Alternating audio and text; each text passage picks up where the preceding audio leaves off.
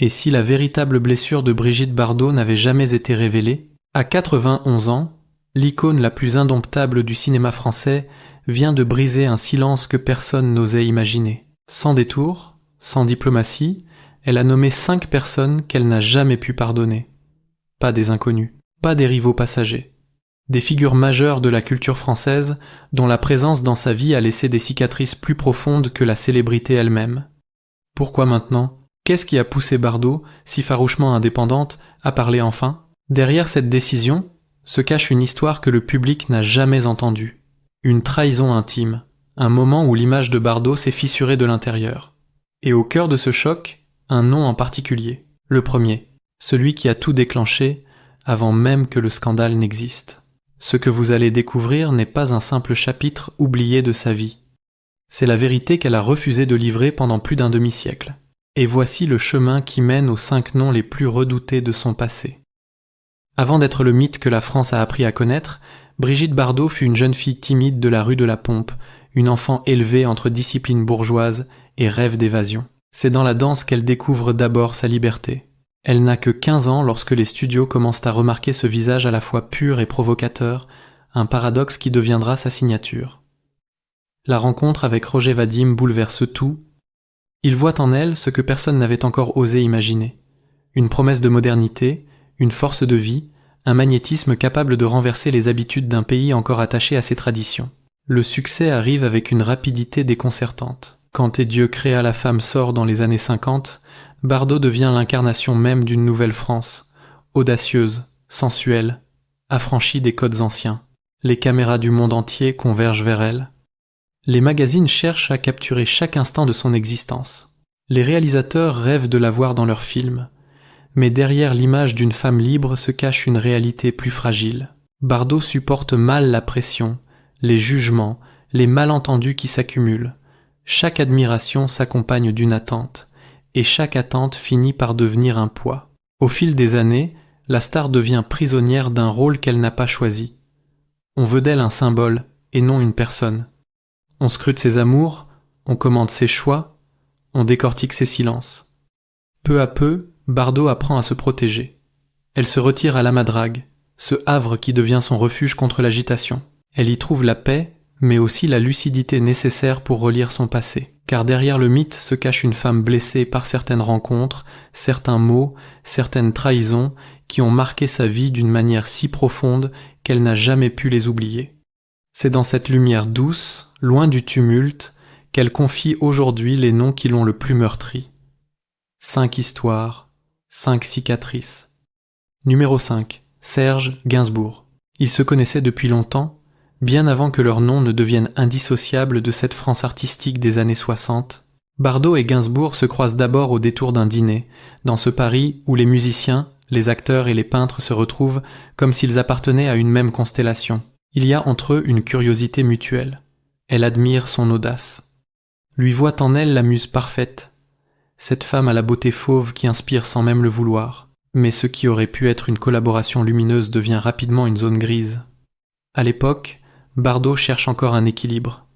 Elle se méfie de la lumière trop forte et des intentions ambiguës. Gainsbourg, lui, avance masqué derrière son humour provocateur et son génie de la provocation. Leur lien se renforce autour d'un projet musical. C'est là que tout bascule. Gainsbourg écrit pour elle des textes qu'il juge sublimes, des chansons sensuelles, brûlantes, taillées pour son aura. Bardot, séduite mais inquiète, hésite. Elle craint le scandale. Elle craint aussi qu'on l'utilise encore une fois. Lorsque certaines maquettes circulent en studio, les rumeurs courent vite. On dit que Gainsbourg aurait parlé d'elle avec une légèreté presque blessante. Une phrase en particulier atteint Bardot. Une phrase qu'elle n'a jamais oubliée. Un soir, dans une loge enfumée, il aurait laissé échapper en riant que Bardot n'était qu'un fantasme que tout le monde croyait connaître. Pour elle, ces mots sont un coup de couteau. Non parce qu'ils sont violents, mais parce qu'ils viennent de quelqu'un qu'elle croyait différent. Elle comprend alors que Gainsbourg, derrière ses airs de poète maudit, sait jouer des émotions des autres pour nourrir ses propres créations. Bardot refuse de devenir un matériau artistique entre ses mains. Elle met de la distance. Gainsbourg, piqué dans son orgueil, transforme cette distance en mélodie. Il compose, il écrit, parfois avec tendresse, souvent avec une ironie amère qui la blesse encore davantage. Le public n'a retenu que l'éclat artistique. Mais Bardot, elle, se souvient du prix à payer, de ce sentiment d'avoir été réduite à une image, à une idée qui n'était pas la sienne. Dans sa mémoire, Gainsbourg reste un génie, mais un génie dangereux, capable de manipuler les sentiments sous prétexte de création. C'est pour cela que son nom apparaît dans la liste. Pas par haine, par lucidité. Parce qu'il représente ce moment précis où Bardot a compris que même les plus brillants peuvent laisser des cicatrices, et que parfois, le talent n'efface pas la blessure. La mer de Saint-Tropez continue de rouler, mais certaines vagues, elles, ne se retirent jamais vraiment. Numéro 4, Jean-Luc Godard. Lorsqu'elle rencontre Jean-Luc Godard, Bardot est déjà au sommet. Lui, en revanche, construit encore son royaume, ce cinéma nouveau qui bouscule les cadres, dérange les habitudes et cherche délibérément à rompre avec la douceur du passé. On pourrait penser que leurs deux univers n'auraient jamais dû se croiser. Pourtant, la vie en décide autrement. Godard la veut pour un projet. Non pas pour sa beauté, c'est ce qu'il affirme du moins, mais pour ce qu'elle représente dans l'inconscient collectif. Une femme libre, une figure qui cristallise les passions. Une icône que lui seul croit capable de déconstruire. Dès les premiers échanges, Bardot ressent quelque chose de froid chez lui, une distance calculée, presque clinique, comme s'il observait l'être humain uniquement pour mieux le disséquer. Godard ne la complimente jamais. Il ne cherche pas à la rassurer. Il s'adresse à elle comme on s'adresserait à un concept plutôt qu'à une femme. Au fond d'elle, Bardot comprend vite qu'il ne la voit pas, qu'il ne voit que l'idée de Bardot. Et cette sensation réveille une blessure ancienne, celle d'être perçu comme une surface à projeter, non comme une personne à comprendre. Le tournage devient un terrain miné. Les indications sont brusques, les remarques sèches. Plusieurs témoins racontent qu'un jour, après une prise que Bardot pensait réussie, Godard aurait murmuré à un assistant que tout ce qui brille n'est pas forcément intéressant. Une phrase presque anodine pour lui, mais qui frappe Bardot comme un coup de massue. Elle qui a passé sa vie à être jugée par son apparence, ne supporte plus d'être humiliée de manière si subtile. Pire encore, Godard joue avec l'image d'elle dans les interviews.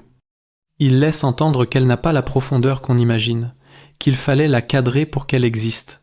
Bardot ne répond jamais publiquement, mais cette forme de mépris silencieux la marque profondément, car elle voit derrière ces mots l'arrogance d'un homme convaincu que sa vision du monde justifie tout, même la condescendance. Avec le temps, Bardot ne garde aucune haine envers Godard, seulement une fatigue, un goût amer. Celui d'avoir été disséqué par quelqu'un qui ne cherchait pas la vérité, mais la démonstration. Pour elle, Godard est le symbole d'une blessure particulière, celle qu'infligent les intelligences qui se croient supérieures à la sensibilité. Une blessure discrète, mais tenace. Lorsque Bardot cite son nom aujourd'hui, ce n'est pas pour relancer un conflit. C'est pour rappeler que parfois, derrière les chefs-d'œuvre, il y a des ombres, et que certaines laissent des traces bien plus profondes que les films qu'elles inspirent. Numéro 3, Jeanne Moreau. Elles n'étaient pas des ennemis, elles n'étaient pas non plus des amis. Bardot et Moreau appartenaient à une génération qui avait redéfini le cinéma français, chacune à sa manière, chacune avec son monde intérieur si différent. Jeanne Moreau, avec sa voix grave, son regard énigmatique, son aura presque littéraire. Brigitte Bardot, avec sa lumière, son instinct, cette énergie sauvage qui semblait défier toutes les règles. Deux astres qui brillaient dans le même ciel, mais jamais sur la même orbite. Leur première rencontre remonte à la fin des années 50. Un dîner mondain, trop bruyant, trop mondialisé, où les regards se croisent avant même que les mots ne se prononcent. Bardot se souvient d'un sourire de Moreau, à peine esquissé, difficile à interpréter. Elle l'admire. Elle admire cette femme qui semble faite de mots, de pensées, de silences lourds de sens. Mais très vite, elle comprend qu'entre elles existe quelque chose d'indéfinissable. Une tension douce, presque imperceptible, comme si chacune représentait ce que l'autre refusait d'être. Le temps passe et les rumeurs s'épaississent. On dit que Moreau aurait trouvé Bardot follement belle, mais trop fragile pour durer. Une phrase reprise dans un couloir de studio, transformée, amplifiée, puis arrivée jusqu'aux oreilles de Bardot, pour elle, ce n'est pas qu'une critique. C'est une blessure. Car elle perçoit dans ces mots un jugement injuste. Moreau, la grande tragédienne, la femme que la nouvelle vague avait sacralisée semblait remettre en question la légitimité de Bardot, comme si son succès ne reposait que sur une image et non sur une vérité intérieure. La tension devient palpable lors d'un festival de Cannes. Un soir, en coulisses, Bardot passe devant Moreau. Quelques techniciens racontent avoir entendu Moreau murmurer une phrase que la star n'oubliera jamais. Une phrase légère, dite peu, être sans mauvaise intention, mais qui s'imprime profondément. Moreau aurait soufflé en regardant Bardot passer que « le charme est une arme, mais certains ne savent pas s'en servir sans se blesser ». Bardot ne répond pas. Elle fait comme toujours. Elle garde pour elle. Mais en elle, quelque chose se fendille. Ce n'est pas une rivalité classique. C'est une incompréhension émotionnelle entre deux femmes dont l'univers intérieur ne se rejoint pas.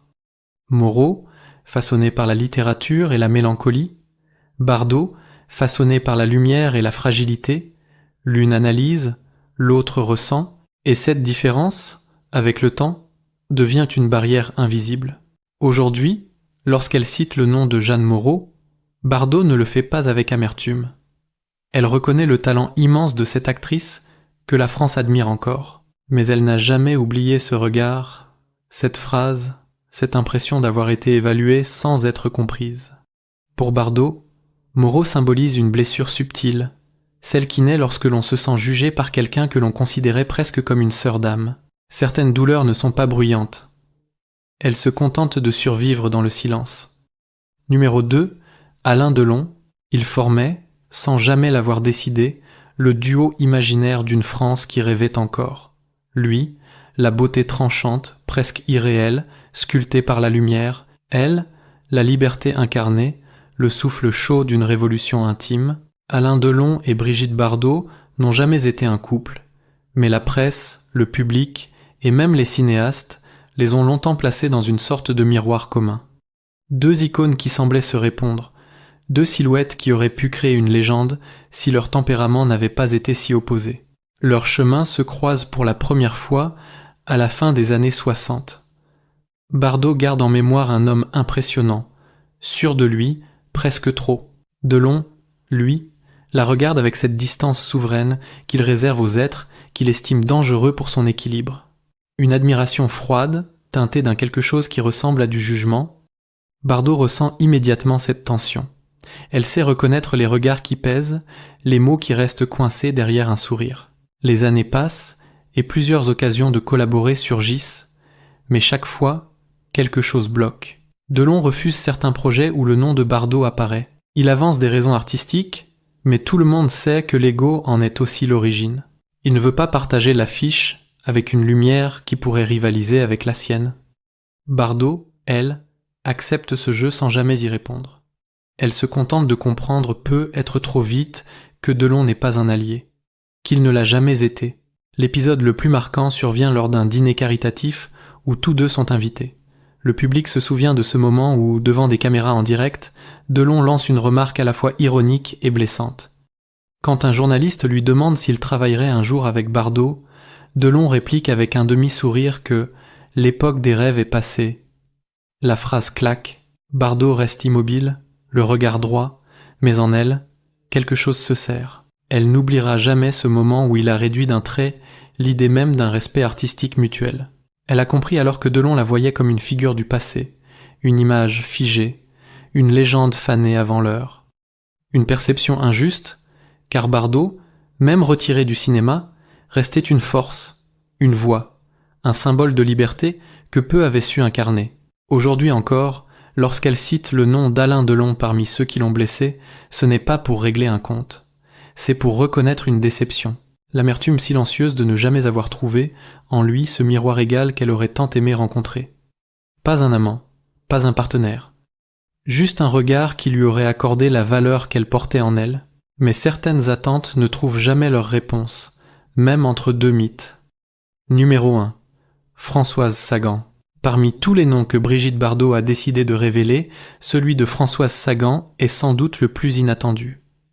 Les deux femmes, pourtant, ont longtemps été perçues comme des âmes libres d'une même époque. Sagan écrivait avec cette nonchalance presque aristocratique une manière de parler de la vie comme d'une fête fragile. Bardot, elle, vivait chaque émotion avec intensité, comme si le monde devait répondre à son cœur plutôt qu'à sa raison.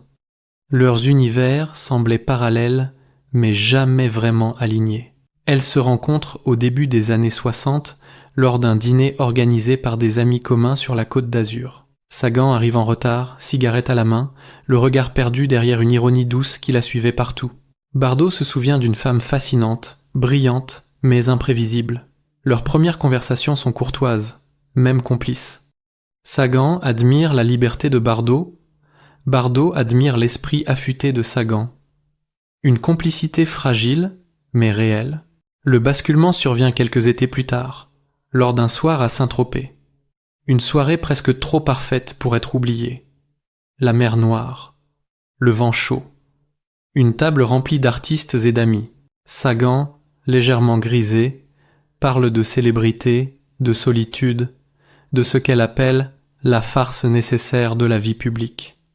Puis, sans prévenir, son regard se pose sur Bardot, et elle lâche une phrase qui traversera les décennies. Sagan aurait dit que Bardot n'était pas une femme, mais une invention. Une phrase cruelle, même si elle se voulait littéraire. Une phrase qui, en quelques secondes, efface toute la complexité d'un être pour n'en garder qu'une icône vide. Bardot reste silencieuse. Elle ne répond pas, elle ne s'emporte pas. Mais ce soir-là, quelque chose se brise. Elle comprend que, pour Sagan, elle ne sera jamais un être humain complet, mais un phénomène. Un mythe fabriqué. Une enveloppe. Plus tard, une seconde blessure vient s'ajouter. Dans une interview, Sagan évoque Bardot en disant que les légendes vivent mal leur propre reflet. Une phrase qui amuse les journalistes, mais qui blesse profondément Bardot, parce qu'elle sait à quel point elle a cherché à échapper au reflet imposé par le public, parce qu'elle a passé sa vie à lutter contre l'écart entre ce qu'elle était vraiment et ce que les autres voulaient voir. Lorsque Bardot cite aujourd'hui le nom de Françoise Sagan comme celui qui l'a le plus meurtri, ce n'est pas pour juger l'écrivaine. C'est pour reconnaître la violence d'une parole qui vient d'une personne que l'on estime. Sagan représentait l'intelligence, la finesse, la modernité. Mais derrière ces mots brillants se cachait parfois une dureté inattendue. Pour Bardot, cette blessure est la plus profonde. Parce qu'elle ne vient pas d'une rivalité, mais d'une déception intime. Celle d'avoir été réduite non par le public, mais par une femme qu'elle avait sincèrement admirée. Il existe des phrases qui, même murmurées au détour d'une soirée d'été, traversent une vie entière. En révélant ces 5 noms, Brigitte Bardot n'a pas cherché à raviver des querelles ni à rouvrir des blessures anciennes. À 91 ans, elle ne se défend plus de rien. Elle constate, elle témoigne, elle laisse derrière elle une vérité que le temps avait jusque-là enveloppée de silence. Ces histoires, si différentes les unes des autres, forment pourtant un même fil invisible. Celui d'une femme qui a grandi trop vite sous les projecteurs, d'une femme que l'on a admirée, critiquée, désirée, jugée, sans souvent chercher à la comprendre. Chacun des 5 noms raconte une facette de sa solitude. Gainsbourg, le talent qui manipule. Godard, l'intelligence qui dissèque. Moreau, le regard qui évalue. Delon, l'ego qui écrase. Sagan, la lucidité qui blesse. 5 éclats d'une même réalité. Celle d'une légende qui a traversé sa vie entourée de lumière, mais rarement protégée de l'ombre. Et pourtant, malgré ses cicatrices, Bardot a continué d'avancer, de choisir sa voie, de défendre ce qu'elle croyait juste. Une constance qui force aujourd'hui le respect, même chez ceux qui n'ont jamais partagé ses convictions. Sa confession tardive ne réduit en rien la beauté de sa légende. Au contraire, elle en révèle la dimension humaine. Elle nous rappelle que derrière chaque mythe se cache une âme fragile, faite de peur, de chagrin, de déception, mais aussi de force et de fidélité à soi-même. C'est peu être cela, finalement, qui rend Bardot si inoubliable, non pas son image, mais ce qu'elle a dû traverser pour rester fidèle à cette image, sans s'y perdre. Si cette histoire vous a touché et que vous souhaitez continuer à faire vivre la mémoire de nos grandes figures françaises, abonnez-vous et rejoignez-nous pour de nouvelles pages de cette grande histoire humaine qu'est notre cinéma.